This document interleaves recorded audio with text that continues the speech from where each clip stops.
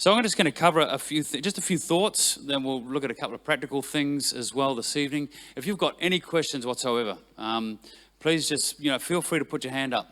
I've journeyed a long time in this whole space. As Andy says, I've overseen large teams. I've been a part of small teams. I've seen a whole bunch of things.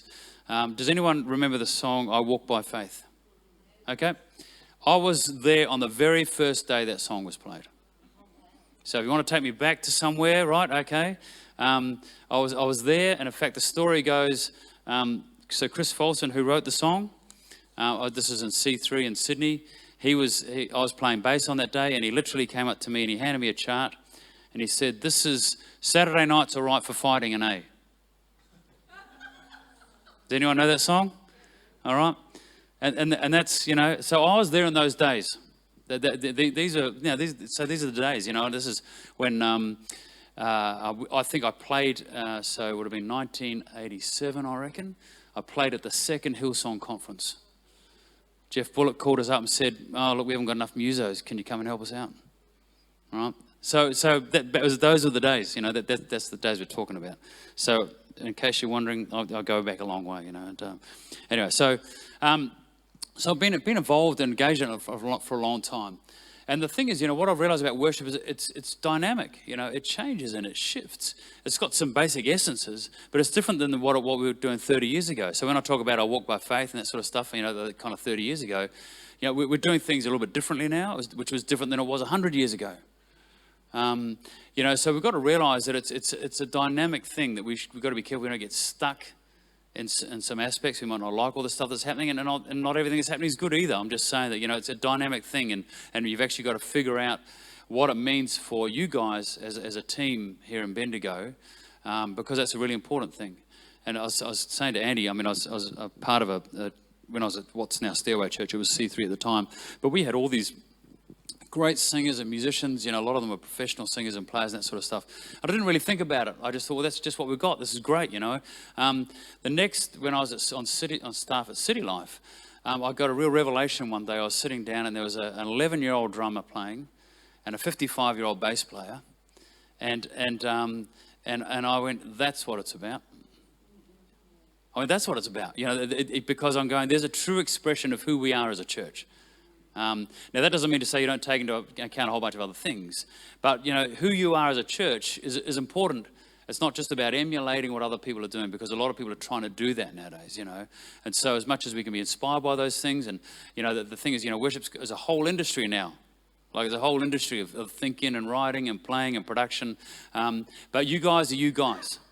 And so you go on a journey, Andy's leading as best he can to take you on a journey, really, to say, well, who are we and how do we express our worship to God? What's going to make sense in our context and to the people of the city of Bendigo, right? So anyway, it's a very big topic, worship.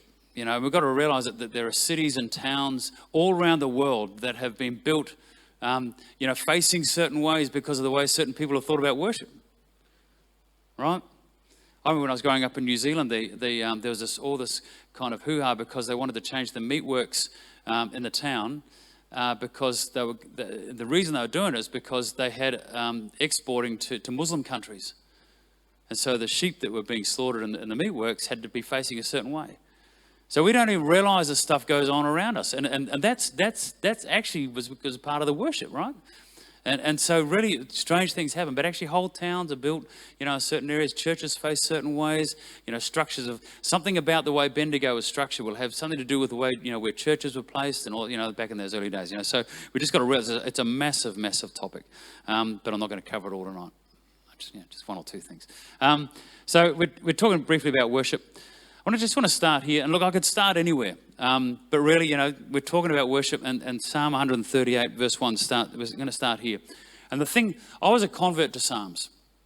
When I first came to Christ, I was 21 years old, and I was a convert to Psalms a couple of years later, because I found the Psalms a bit difficult. I found the language a bit weird, even though I'm an artist and I'm a writer and that sort of stuff. And I just found, I just go, well, couldn't quite get into them. But I became a convert when I realized that actually, these are just human beings like me trying to figure out their place in life. That's what a lot of the Psalms are. They're just the psalmists writing, and they're wrestling with who they are. They're wrestling with who God is, and they're wrestling with their place in the world, as a God follower. I mean, how many, the psalmists yell at God sometimes, right? There's, they're crying out and, just they're wrestling with their humanity. And the other thing about Psalms is that actually it's the most Old Testament quoted Old Testament book by Jesus. It's the Old Testament book he quotes the most. So I go, okay, I'm going to pay attention to the Psalms, And I think that's that whole thing, wrestling with our humanity. So Psalm 138 verse 1 just says, I will give you thanks with all my heart. I will sing your praises before the gods. And for me, it just begs a couple of questions when I look at it. And the first one is, what's getting the best of our attention? So what's getting our hearts? We have to ask ourselves, I give you thanks with all my heart. Well, it's not something we sort of, you've really got to think about that, right? Do I really give thanks to God with all my heart? And so for me, that begs the question, well, what's getting the attention of my heart, right? Just on an everyday basis. And then I go, well, what other gods might be at play? I'm not sort of talking about gods that have been created on hills and stuff. I'm talking about the everyday gods in our life, right? And then after that, I just want to talk about what's in the power of a song as well. So I just want to talk about these couple of things because the psalmist says, I'll give you thanks, I will sing your praises. So both these things are part of that quote there. So the first thing, what's getting the best of our attention? I can't remember what I put on these slides. No, it's all right, I'll come back to it. Okay. What's getting the best of our attention? Because we live in these really highly disrupted and distracted times. Like we really do. And so the idea of what's getting our attention, what's grabbing our hearts becomes really important. And I think it's in this day and age, we've got to ask ourselves what that actually means. And how we respond to what gets our attention, I think talks a little bit about where our worship, where our devotion actually lies on a day-to-day basis. And we know that worship is about honor and respect, adoration, reverence. These are the kind of words that when you look up a definition, what's worship in a dictionary or something, you get these kind of words. But we should consider that all these things, our reverence, our respect, is all measured in some part by what we're drawn to. What's grabbing our attention. And, you could talk to some people today and you could say, seriously, and it's amazing to me, that if you were to say to some people, well, I'm going to take your phone away for the day, it would actually freak them out. It would actually freak them out. Now, for some of us older generation, we may not think, we might go, well, that's silly. But the thing is, the digital natives, as we're called, for them to actually this has become a life source for them. And for us, we are distracted. I was on the train the other day, going into the city. I came back from the city, both actually.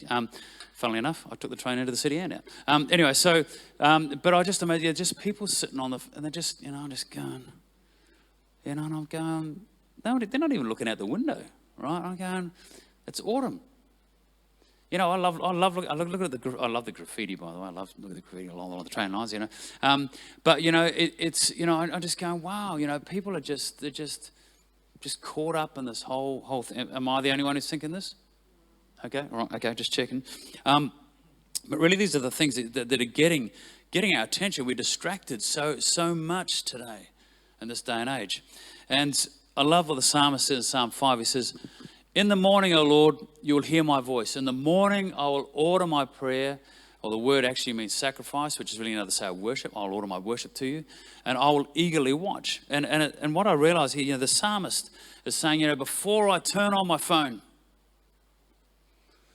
before I scroll Facebook, before I look at Instagram, before I look at anything on TikTok, before I even look at the news, you're going to hear my voice. Before anything else happens. Before any other distractions come my way. Now, I'm very aware that many of us, we face a whole lot of things in our lives. I'm not going to diminish that today. But the thing is, the psalmist is saying, I'm going to make you my life source. I'm going to order my prayer to you, order my worship to you, and I'm going to eagerly watch. So there's this connection with God, but there's also an expectation that I'm going to run into something today that's going to make me be inspired by you. That's going to make me see you in a new way. And as I said, it's not to diminish the other issues. That every one of us issues, we go through things. I've got some friends in my life, I just go, man, I don't even know how you cope, really. And it's not to say those things don't exist, but if we say, before I do anything else, I'm just putting you there as part of those things, or just to see those, whatever that's going to mean. It could mean any number of things. I'm just saying that actually the psalmist is saying, I'm doing that. And so, because the trouble is that if we don't do this, all the things of life in a very short space of time start to layer up, right? What I've found in my life, if I go to the end of the day and I start to pray, it's much harder than it is at the beginning of the day. Because actually the day has just layered stuff up, and I find I've got to strip stuff away. I go, oh, okay, my mind's full of so many other things to try and find God in the midst of that. There's a guy called Meister Eckhart. He's a Christian mystic, and he said we don't get to God by a process of addition, but by a process of subtraction. Nothing we do in life, nothing we add to our lives gets us any closer to God. It's only what we can get rid of. And I know it's a mystical approach, but I think it's actually incredibly profound.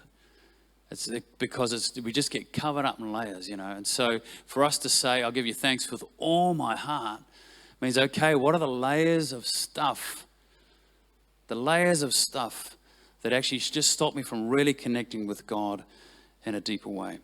Psalm 13, I love this, the psalmist, and actually it's kind of a psalm of lament, really, it starts, but he says here, consider and answer me, O Lord my God, and lighten my eyes, or I will sleep the sleep of death.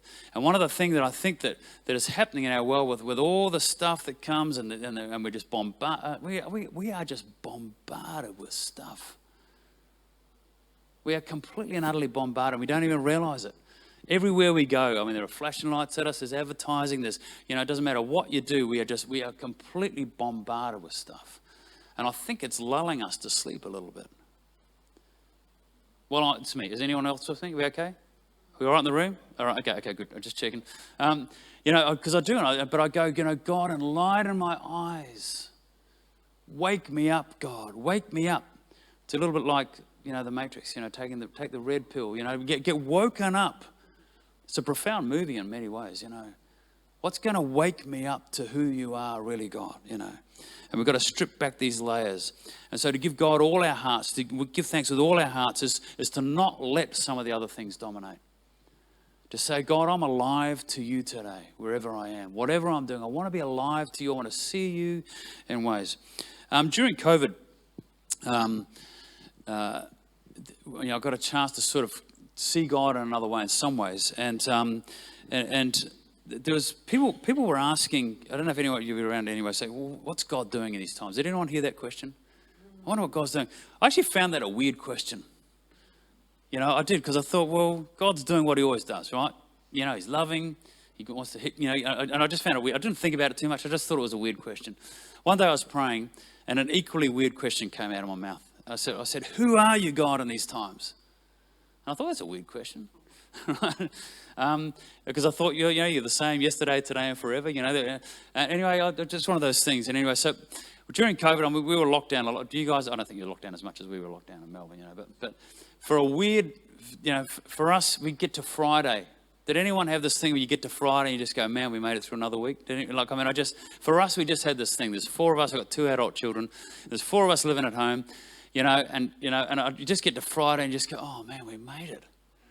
And I don't know why, because we weren't going anywhere on Saturday, right? The front door was still going to stay locked, it was a weird thing, but for some reason, so anyway, we used to light a fire in the backyard often, many Friday nights, we just get to the end of Friday and we just light a fire in the backyard, And so we're looking at the stars a bit more.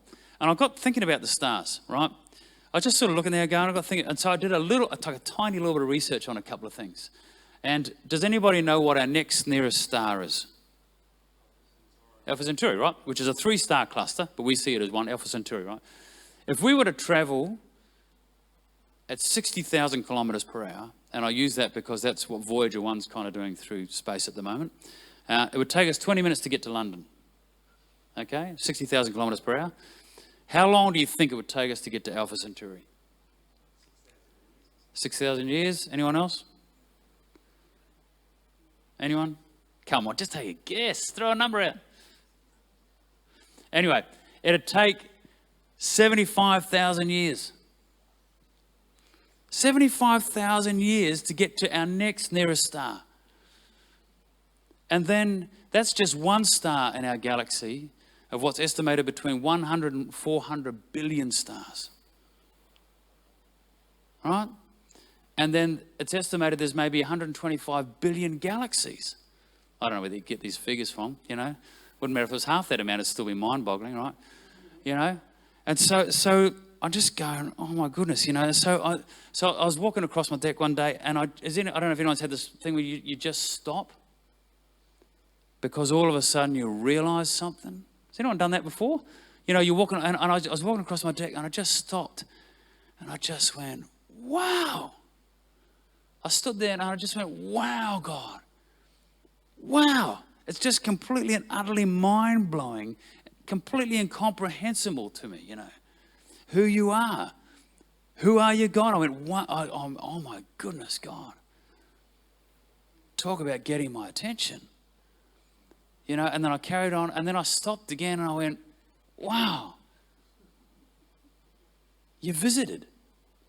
Because the first time I went, wow, I said, well, I'm just part of this most amazing story. Because for our solar system to orbit the center of our galaxy, and by the way, the center of our galaxy is this is the official term, it's called a supermassive black hole. That's the center of our galaxy. I love the fact that the center of our galaxy is a mystery. I really don't know anything about black holes, right? You know, so for our solar system to orbit the center of our galaxy takes 230 million years. 230 million years. Now, if you're a young earther, that's okay. We've just started. All right, we just started the journey. So I'm not talking about how old we are or anything like that. But so for me, I just went, wow, God. I just went, oh my goodness, we're just part of the most amazing story. It's incomprehensible, right? It's incomprehensible stuff. We can't even get in our heads. And then I go, but even though that's the case, your one and only Son visited. And I just went, wow, again. A friend of mine took these photos. He's just in the Northern Territory, right? You know, so they're not some professional. He just had the right camera, you know, put on long exposure. Right? There's the flagpole. He had the camera sitting down by the flagpole, right? So these are just because of the Northern Territory, and so we live in these cities that stop us from connecting in the same way that the psalmists did. And so the thing is, you know, when we talk about, I will give thanks with all my heart, we've got to be a part of wondering what it means to be amazed by God. And we're part of something amazingly big. And so my response to God starts to change. I go, God, that's the God I worship, you know. And the reason I can say God's wonderful, because we roll these lines out. We stand on the stage and we sing or we play or whatever. The reason I can say he's wonderful is because I am wonder-filled. Right? The reason I can say he's marvelous is because I'm marvel-filled. Not the Marvel series you get on Disney, right? But that's the thing, you know. I'll sing praises to you before the gods, before those gods. And the funny thing is, you know, we would rather sit on the couch and watch made-up stories about gods from outer space and other dimensions than really, like, just stop and think about it, you know, step outside and stand on the cold grass, right, and just be absolutely marvel-filled and wonder-filled by the God we sing praises to. And so we've got to find ways of being inspired by that, because I've got to tell you, it's a bit weird what we do coming into an auditorium like this, where we don't see any of this stuff, you know what I mean? And, you know, we're sort of trying to recreate something. But we've got to remember the original psalmists, this is what they're inspired by. They were absolutely in awe of the things that they could see and touch. And so I'm marvel-filled, I'm wonder-filled by the space in the same way that I am by the bees buzzing around my garden. Right? By the praying mantises of the other night, just both kind of landed on our screens out the window. The rosellas that were coming for the last month or two to eat all the figs off the next door neighbour's tree. There was bats coming at night, right? I remember our hot water system was playing up, so I had to keep going down and lighting the system down the side of the house. But every time I went down, these bats, it's literally right there, right? And it was kind of freaking me out. We're all kind of a bit weird about bats, right? But I just go, wow, God, it's amazing stuff. It's amazing stuff. And the thing is, that's the thing that we should be amazed by. We should have some sense of amazement. And you know what? I'm starting to think that other people are stealing God's glory. I don't know if you've ever watched Richard Attenborough's, I can't get the words out of my mouth, it's been a long day. Richard Attenborough series, right, Yeah, they're amazing, right? But he's taken the glory, there's something else. I just go, we should be the ones telling those stories. Right? Don't you reckon? So we should be, when we speak on a Sunday, we should put a parrot up on the screen and say, honestly, look at the parrot. Right? Look at a hippopotamus. This is our God, right? But we're getting so removed from this stuff. There's so many amazing things. I'm getting distracted, right? Okay. But the thing is, we've got to be amazed by that stuff. And so the whole thing about, just being amazed. And so I just ended for a while and go, God, that's the God I worship. I just had this really great sense of just being so struck by his awesomeness. And we use the word awesome now to describe, the burger we had for dinner, right? And you go, where do you go from that? We've cheapened the language, right? But there's only one thing that's awesome. There's only one thing that's just so awesome that we want to sing the praises, or we want to give our hearts to, right? And so that's the thing we carry. You know what I mean? That's what we bring in when we come in here. We should be carrying something of that. When my kids were little, I'd say, when they get home, I'd say, God, you've got to take your shoes and socks off and go and stand on the grass. I said, when it's raining, get out there and just stand out in the rain for a bit. When you go out in the morning and your washing line's got all the drips hanging off it, stand underneath it and ping it. Right? Put your face up and because this is it. Consider me and answer me, God. Wake me up so I don't sleep the sleep of death. And so to be a worshiper, for us to be involved in a team, we've got to work out what it means to say, I'm so alive to God.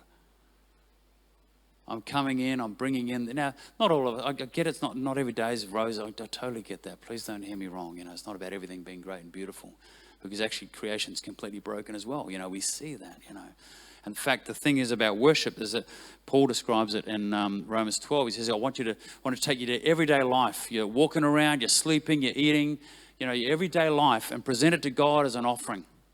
I'm mixing up the versions of scripture here, but this is what he's saying, and so this is your spiritual service of worship in the more traditional way it's put. Don't become so well adjusted to your culture that you fit into it without even thinking. Instead, fix your attention on God. And the thing is, all sorts of things about culture just trying to grab our attention. He says, actually, don't fall to that. And so the second thing I realized, when I go, God, just amazing, you visited. And so therefore, why did you visit? You came to visit the broken land. You came to visit the broken us and the broken people around us. And so whatever comes our way in an everyday way, we've got to figure out how we respond to that. When I go into the city these days, I always go, is there a homeless person I can do something for when I'm in the city? That becomes my focus. I start going and looking around. The other day I'd been in the city. I was heading back out again. And I saw this kid, just a young guy, and so I went over to him. I said, hey, can I get you? I'd usually just say, can I get you any food or something, And so he says, yeah, I love a piece of chicken. So I went and got him some food and a drink and brought it back. And I looked at him and I said, what's your name? He said, Jamie. And I said, Jamie. I said, my name's Andrew. And I shook his hand and I walked off and I'm thinking, gee, I wonder when the last time someone looked him in the eye, asked him his name, and so it's not just about the awesome stuff, it's about the things that are dear and important to him. Being a worshipper is how we respond to the everyday things in our lives. So the challenge is, sorry, I'm kind of talking too long, but is it all right? We're okay? Okay. But yeah, so how we respond to God, giving him the best of my attention means actually just being aware and alive to him. I'm driving up here today, and I'm imagining, because I mean, I grew up in New Zealand, it's a different kind of beauty, but I love the Australian beauty as well. And you know what I'm thinking about today? I'm looking out across the plains and the trees and stuff. I'm just going, I'm just imagining what it was like for the Spirit of God hovering over the land, right? Right in the beginning. And him just going, man, I love this, right? God just going, because it's beautiful. And the colours, just let your eyes be opened to Him and to the broken people around us, all that sort of stuff, to anybody we come across, really, right? Okay. What's getting the best of our attention? So what's in the power of a song? There's lots of encouragement in Scripture to sing. The words song or sing appear well over 100 times in the Old Testament, several times in the New Testament. But for example, as I said earlier, Psalm 138 verse 1 says, I will sing praises to you before the gods. So once again, before anything else, before all the other gods, let's name our own gods in our lives. I'm not here to do that. Psalm 28 verse 7 says, with all my song I shall thank Him. All these examples here, we all know them very well, and there's plenty of them. There's something really powerful in a song. And it's a beautiful, we are so privileged to be able to come and do this, We're privileged on so many levels, we could talk about it all night. We're privileged, that we can gather freely in this country. The persecution that's going on around the world and other places because people can't gather in the name of Jesus for a start. We've got heating going, right? We're not cold, It's cold outside, let's turn the heating on, So it's all amazing privilege. And so we're probably, we can gather together. We have each other. It's an amazing thing. And you get to do it for free. I've got a colleague I work with. She just told me a couple of weeks ago, she's part of a local choir. She pays $200 a term to be part of a choir, so she can go and sing. And I'm going, mate, she's a church person, but that's because, and people are paying $200 a term to come and do what you can do for free. So we've got to remember there's power in a song. There's amazing power in a song. People want to sing. People want to sing. And it's amazing when people will sing, I tell you. They'll sing their footy songs. And so there's something incredibly powerful in a song. We often start with a song. There's something that it signifies a whole bunch of things. The anthems. I'm a Kiwi. I love our national anthem. Actually, I'm a dual citizen, so I've got to sing both, right? But honestly, I tear up as soon as the Māori comes. E hi o ratu. It's like, oh man, it's incredible. And so it's the anthems that we sing, the football anthems, people sing their anthems. If I was a footy coach, I'd make our team sing the anthem if we lost. Because it's still the anthem, right? It's still the anthem whether we win or lose, And the thing about a song is it stands for something. When we sing these songs tonight, that we were singing before, we're standing for something. But we're also standing against something. We've all got stuff going on against us. People come in here on the weekend and they've got stuff going against them. They've struggled to get here, some people, right? And we provide a song for them that can change stuff. A song changes and shifts stuff. There's a Pirates of the Caribbean movie where it starts, I don't even know which one it is, and they're hanging a whole bunch of the riffraff. I don't even know what, it's been years since I watched it. Does anyone know what I'm talking about? And they're all lined up at the gallows, right? You've got a couple of folks down the back know what I'm talking about. Anyway, they've got all the kind of poor and down and out people. They're all lined up and they're hanging them. And the soldiers, the kind of oppressive people, are there, and they're lining them all up and they're hanging them. And anyway, one kid starts to sing. And then they all start singing this peasant song, right? It's their anthem for who they are. And it throws the whole thing into chaos. They go, why are they singing? Why are they singing? And the thing that's amazing about that moment in that movie is that actually you go, you know what? I would rather be hung as a singer than be one of the guys who's doing the hanging. You actually get that feeling, right? Am I right, guys? Right? It's an incredible thing. And so what you realize, actually, I want to be one of the singers. Whatever's going on in my world, I want to be one of the singers. And so it stands for something, it stands against something, you know. And we don't always know what a song does. It can change us, but it might change the person next to us as well. And we are part of you know, the starts in New Zealand, you know, goes around the globe on a Sunday in a sense, you know what I mean? Where the song goes up. And we don't even know where a song might reach to. Like we sang tonight, right? It might hit the ceiling, but it might actually be doing something somewhere else. We don't know what transpires in the heavenlies. The thing is, you know, we've lifted this song that stands for something and stands against something. We've got no idea where it might be, whatever we travel, you know. And so we have no idea. We're joining all around the world with people lifting up a song that's actually beyond ourselves. The song is beyond ourselves. It's our anthem, but it's, you know, it represents something bigger. And so wherever we travel, whatever we do, we're part of those who sing songs to God and we sing songs for God. I came across this saying, Canta para el Dios, which is Latin for sing for the God. And if you're a Prayer Works fan, that's what you're talking about, right? So it's on one of the albums, right? Canta para el Dios, you know. Sing for the God. I think one of my brothers had it on a t-shirt or something, you know. And what I realized, you know, we sing for the God, we sing to God, but we sing for the God, right? I've had the privilege of being to a number of places in the world, and I was in India. I would have been 2015, and we were up north in Chandigarh, and we went to visit this kid's home, you know, and they said, "Oh, can we do a song?" I said, "Okay, you know what we're going to do, you know." And we sat there and we sang "Jesus Loves Me," right? And I just go, "Man, this is amazing." You know, here I am in the north of India with a bunch of kids in an orphanage singing "Jesus Loves Me." I just go, it's amazing, you know.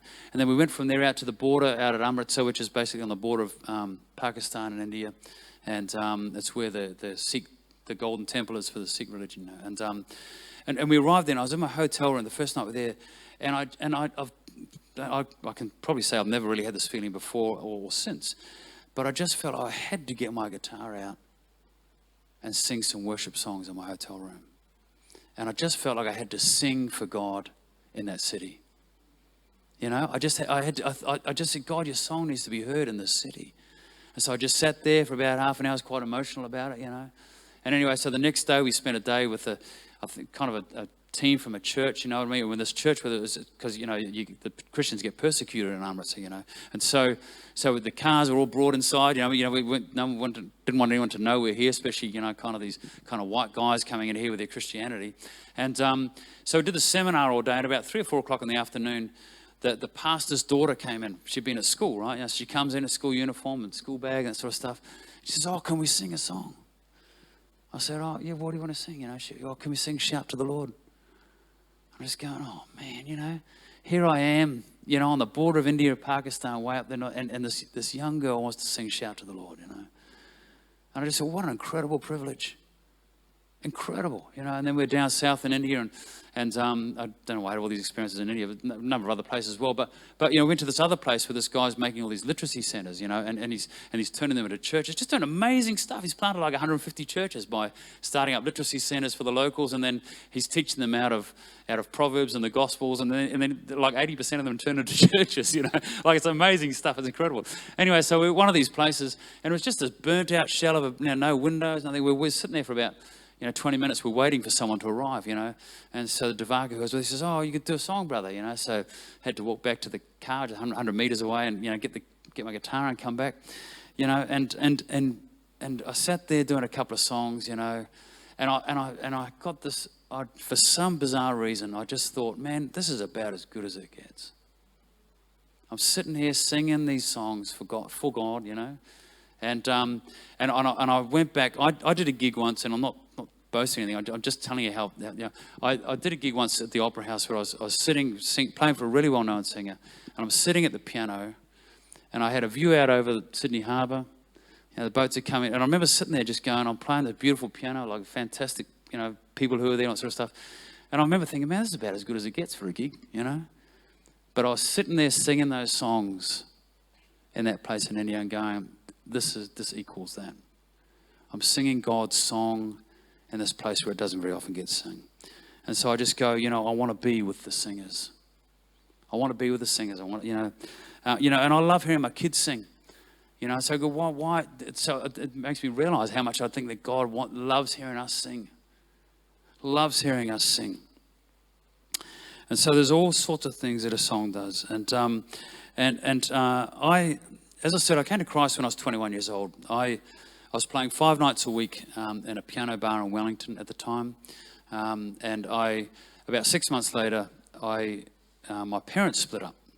And so my dad was leaving the town where they were living. They weren't in the same town. And so I decided to go back to live for a couple of months back where Mum was, because Dad was leaving town and there's no other siblings there. So I thought I'll get a job in Masterton, which is where Mum was, just for a couple of months. And one of my mates' father ran this construction company. And he said, we've got a painting gang. There's like 10 and 12 of them. So you can go and join those guys. You want to say, okay, that's fine. I didn't really care what I was doing. And So I was the bottom guy in the painting gang, right? So they gave me all the dud jobs. I was doing the water blasting, all that sort of stuff. And, so one day, I wasn't 2 months, by the way. I ended up being there 18 months. It was a whole God journey and a whole God story, In the meantime, I thought I'd better join a local church. And, so I walked into this church. Now, I grew up in a musical family. My dad was one of the main bass soloist singers in New Zealand, doing the Messiah and all sort of stuff. I grew up on a diet of Bach and Beethoven and Mozart and all sort of stuff. We all grew up on classical stuff. And then by the time I was 21, I was playing a lot of just sort of jazz and, Elton John, Billy Joel, that sort of stuff. I was playing it was one of the best restaurants in New Zealand, like that sort of stuff. And so it was, that's the music I've grown up with. And so I joined this local church in this small town, and I walked in, and I heard music like I'd never heard it before, It was terrible. Like, it was really awful. I'm going, what are these songs? What are these daggy songs? Like, they don't like one verse, and that was it. And I go, and there's that guy up there smiling away, he can't even really sing. Leading the congregation, And so it was a big experience for me, walking into something really different like that, Anyway, so I was involved in this local church. I didn't really get involved. I did after a while, but I was doing this job, and one day they gave me this job to water blast out a meat freezer. And I was in this thing, and it was the middle of winter, and it was freezing cold. They didn't want to turn it off, and I was covered in animal fat because you water blasting, and and it's just all over me. I couldn't see a thing because I wear glasses, and I just went, "What the heck am I doing here?" All I could think about was a beautiful piano bar where I was playing. They had a fireplace in the corner and, free beer sitting on my piano and 2 beautiful Italian meals every night. And I just go, what the heck am I doing here? I couldn't fathom it, right? So then I started singing some of those daggy songs from church. And everything changed. Like, everything changed. And all of a sudden I went, oh, okay. These songs mean something. They shift an atmosphere. They shift me. It doesn't matter whether I like the song or not. They weren't all bad, right? They're not all bad. Some of them were pretty bad, but some of them were great songs, So I'm talking about the steadfast love of the Lord, that sort of stuff, and something beautiful and that kind of stuff, So and look, they're great songs, those ones, right? But who knows? There were a lot of bad ones back then, right? Okay. Anyway, and honestly, I could have stayed there all day. Really, everything shifted for me, so that we've got this revelation of the power of a song and what it means to worship. So we come together, 1 Corinthians 14:26, it says, when you gather for worship, each one of you be prepared with something. So for all of us, we come prepared. I think we come prepared by having been amazed through the day, through the week, by having had some sort of encounter. And I'm not talking about some massive big encounter. I'm just talking about that as simple as just, I'm taking a moment to take my shoes and socks off and stand on the grass. At some stage, I've taken a moment just to observe something about God. There's no straight lines in all creation. You know that? Even light travels on a curve. But what do we love? What do we do when we come here, right? Get all the chairs straight, There's something different about God.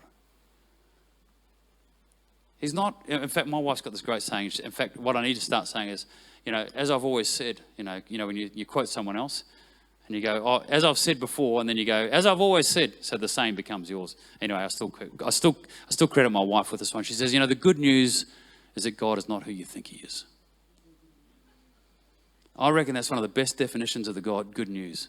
That's what Jesus came. He says, God is not who you think he is. Take a look around you, consider the lilies, right? We all know this stuff. And so I just want to say, before you come, take a moment to breathe deeply. Take a moment to look around, be amazed by God, and realize that we come to partake of the song for God. That we sing for God, we sing to God, and we stand up against something, we stand before something, and the song shifts something. And maybe people might come and they just can't sing, right? They just can't. Well, we're singing for them. They'll still walk out of here, with something that's transformed their lives, Paul and Silas in Acts 16, they're sitting in the jail and they're singing, right? Right?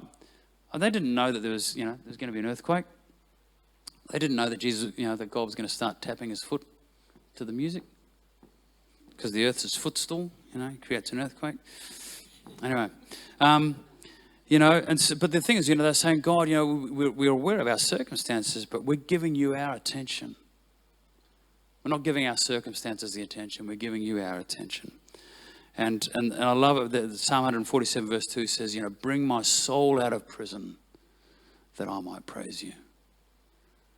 And if you think your soul's in prison, all of us, we've got some level of imprisonment about our souls, but do something to break that out. And it can be as simple as just observing, the creation. As I said, I was just looking at the Rosellas. When I go out, when I hang the washing, what I mean?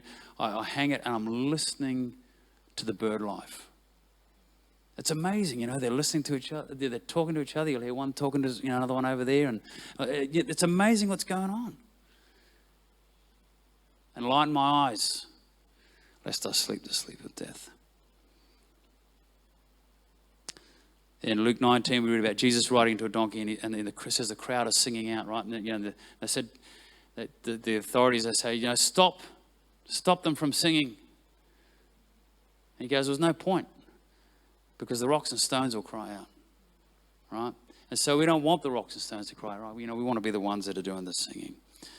And so there's power in a song. Just this last verse. Forget about all that. Sing to God, sing praises to his name, lift up a song for him who rides through the deserts. A father of the fatherless and a judge for the widows is God in his holy habitation. Once again, this is God connecting with the broken people of the earth. That's where he's most at home, in a sense. God makes a home for the lonely. He leads out the prisoners into prosperity, only the rebellious turn on a parched land. The literal translation here for lift up a song is cast up a highway. Cast up a highway. So when we lift up a song, we're casting up a highway. And who knows what will happen? Who knows where we'll be taken? Who knows where it leads to? But we're casting up a highway through the desert. The desert, that's what he says, right through the desert. Well, where are you going, God? Well, I don't know. It's like, he's just a wild God, right? There's something a bit wild about God. But I just love that, cast up a highway. A song makes a way where there was no way. A song, you get a song in your hearts and it can't be beaten. There's power in a song. Canta para el Dios, sing for the God. So let me encourage you. Find stuff that wakes you up, through the week, every day. Because we come into an auditorium, this is kind of a dead place in some ways, compared to the creation that God's made. No straight lines in his world. We're in a box. So in some ways we're in the antithesis of what, of who he is. But, and just realize you come with a song, you bring a song, and you bring it, it's going to change someone's life. It'll change someone's life. Final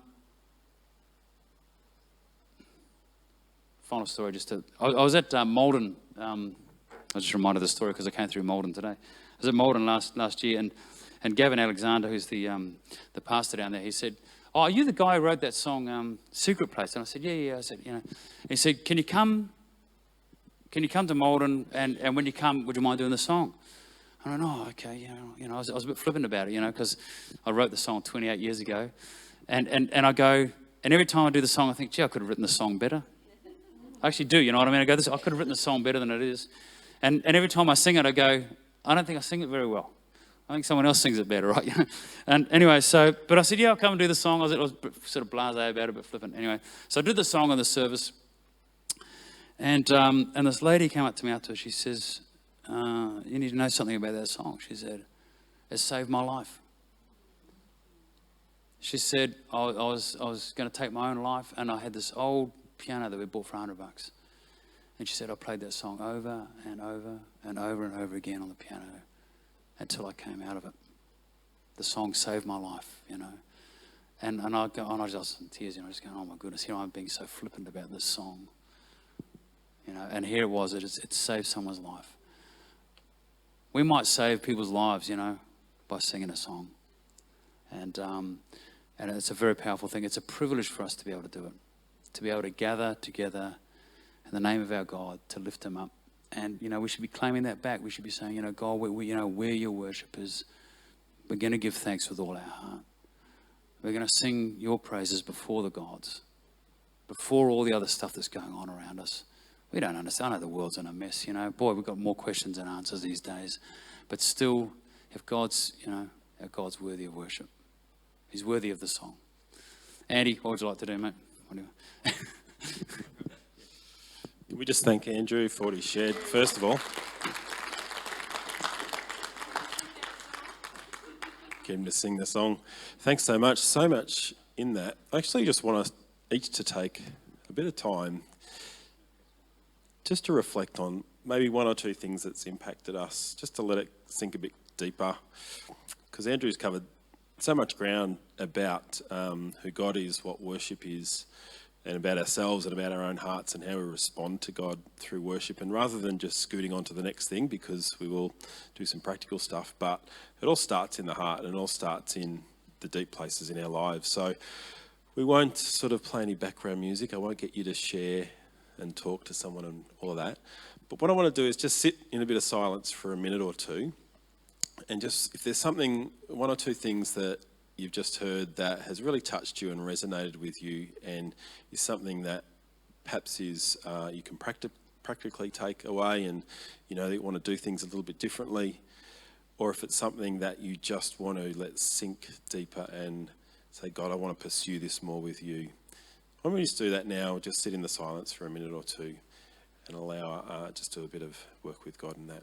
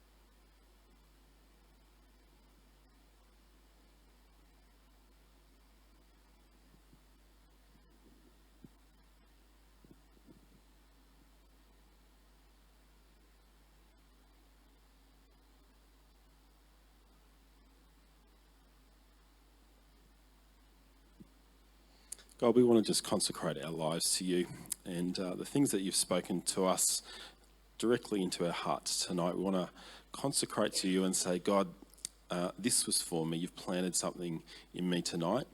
I don't want it to stop here. God, let's continue to walk through this together. Let's walk this path together. Father, I want you to be at the forefront of my life as I pursue the things that you're doing in me. And so, Father, take this moment now and bring it back to us. Help us to extend this out into maybe tonight, into the next couple of days, and into the next few weeks, maybe, God, as you continue to work in our hearts to teach us about yourself and about what it means to worship you, Lord. In Jesus' name, amen. All right, so we are going to sort of move into a bit of practical stuff, a bit of workshop type of stuff. So it's really, we've actually got a really good mix here tonight. We've got musos and we've got techies as well. And a lot of the techies are kind of, I reckon you guys can probably head back to the sound desk and the gear up there. So Andrew, we're going to workshop one of our songs we've just introduced recently, Same God. So if you're an instrumentalist, we'll just kind of filter through and love us all to have a bit of a play. If you're a singer, same sort of thing. And we'll just workshop that song. If you are one of the tech team guys, why don't you head up the back and we'll talk about mixing a bit. And if you're on data, perhaps just head up back as well with Matt there. And Andrew will just lead us through the next little while as we workshop that. Yes. Yeah. So. Okay, good.